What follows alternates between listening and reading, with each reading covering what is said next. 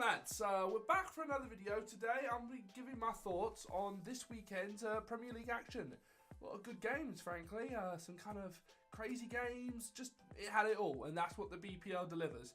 Anyways, without further ado, let's start out with one of the most hyped games probably this whole season, North London derby, Tottenham versus Arsenal. I mean, all the talk going into it was Tottenham were going to smash Arsenal, but I just had a feeling that just wasn't going to happen because the expectations weren't on Arsenal, and that's generally, in my opinion, when they perform better. And frankly, if you ask me, I think Arsenal probably could have won that game. And, you know, losing that man Coquelin, he's just, I mean, I don't know what was going through his head, but he just completely, frankly, lost it. That goal by Harold, what on earth? I mean, just out of this world, just around the defender, right into the corner. That goal line goal, not the one that almost went in. I mean, think if that happened, say, 6 years ago. The cries from the players, oh, that ball went over the line. It might have been given. It was so close. And I think it was that day that they announced they're going to be using video referees for other decisions.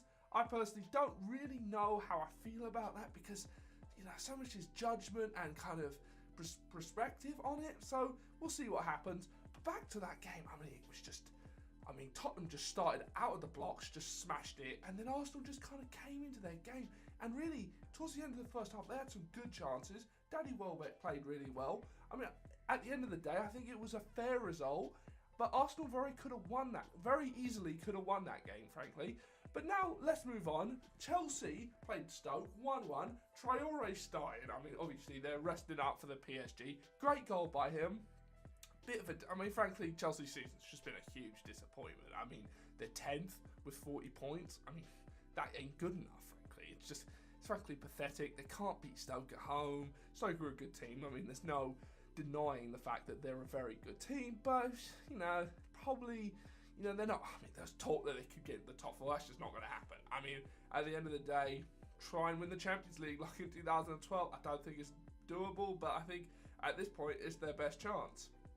Now, moving on to Everton versus West Ham. Absolutely mental.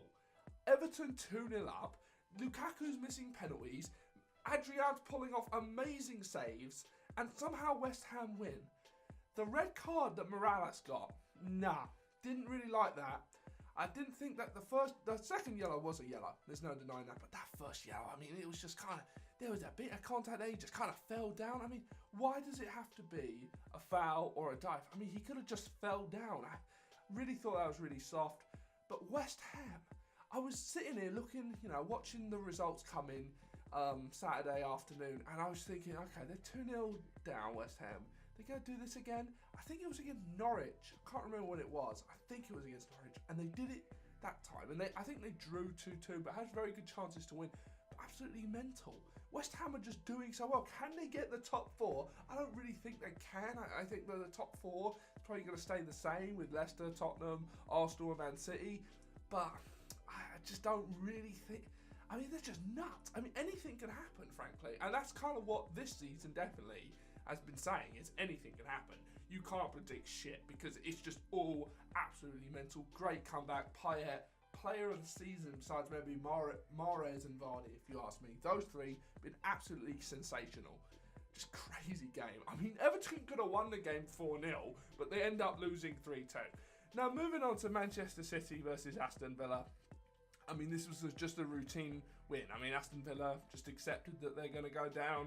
I mean, they're going to show some pride, you would think, but I mean, they get smashed by Man City, and it was just kind of like, when are Man City going to score?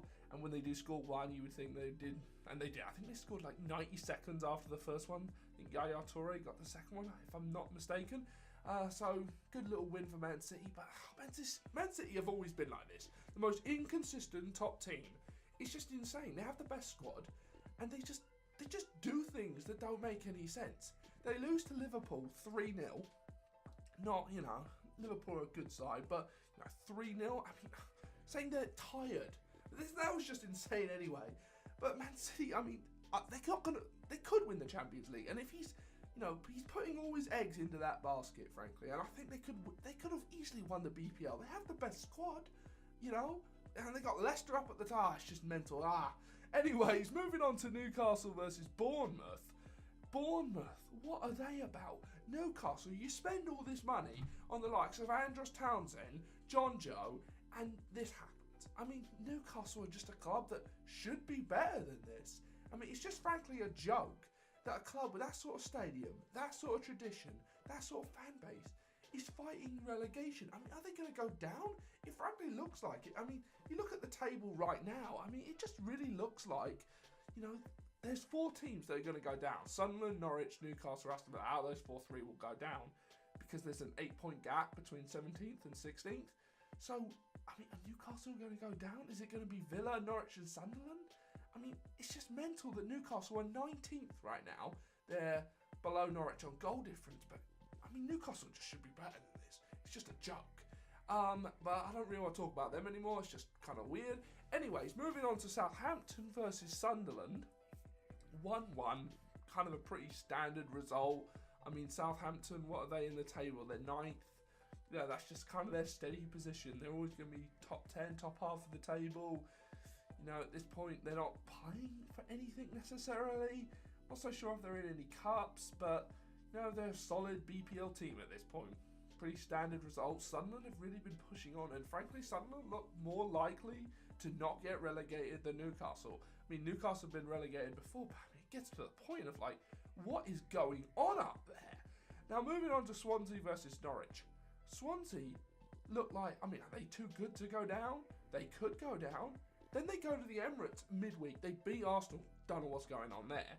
And then the big 6-pointer, and they get that 1-0 win. I think the FIFA president was in the stands for that game. That doesn't really have anything to do with it, but I just thought I'd just talk about that. And they're 16th with 33 points. So I mean, I would think that they're safe at this point. But how does it look for next season for Swansea? I mean, you'd probably think they need to invest in some new players.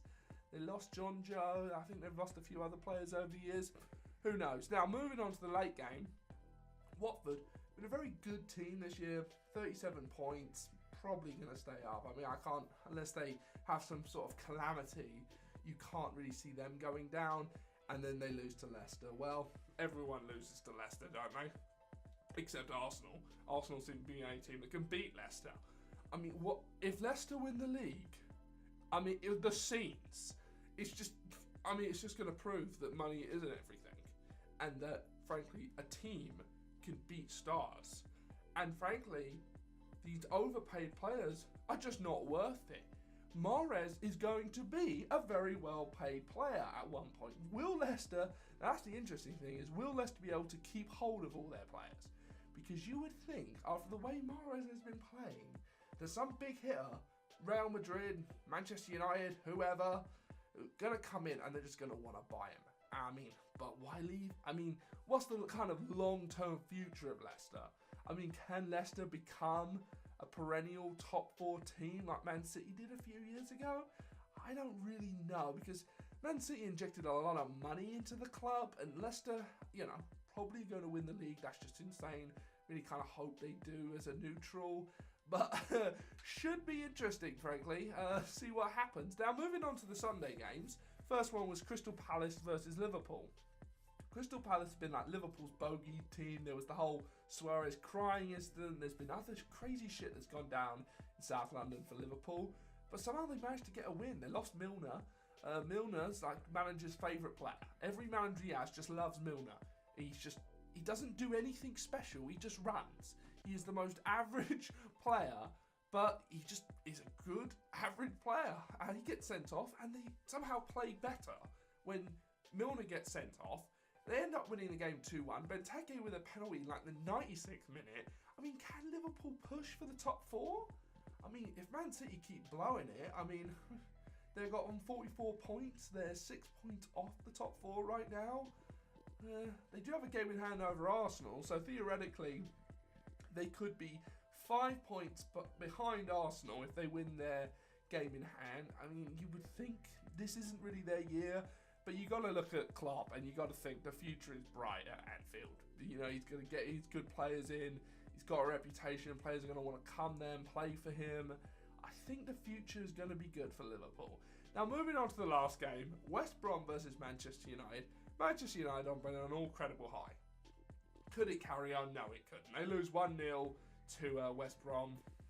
Juan Mata gets sent off. The guy scores a lovely little free kick against Watford midweek. I mean, they're just inconsistent. But then again, what team in the BPL, except maybe Leicester, are frankly a consistent team? And they're not that consistent.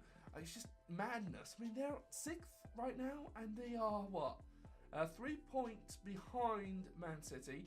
Manchester Derby coming up this month. That's going to be huge. Can Man United get into the top 4? I think, frankly, for Man United and Liverpool, probably their best bet of getting into the Champions League, which a top 4 will give you, is really the Europa League. I mean, they're playing each other this week, two-legged tie. Whoever wins that's going to have a good chance. Still think Dortmund are probably the favourites if they beat Tottenham. I think Tottenham or Dortmund could easily win it. Now, Tottenham obviously wouldn't want to win a trophy necessarily, but they look like they're going to be in the top 4 unless they have some sort of horrible madness goes on. They are going to be in the top 4. So could Man United or Liverpool win the Europa League and get into the Champions League? I mean, it's definitely made the Europa League something worth trying about, frankly, because what did Sir Alex Ferguson say about the Europa League when his team got put into it when they finished 3rd in the Champions League? A punishment. Not necessarily a punishment anymore, because you get that, you get that automatic spot into the Champions League.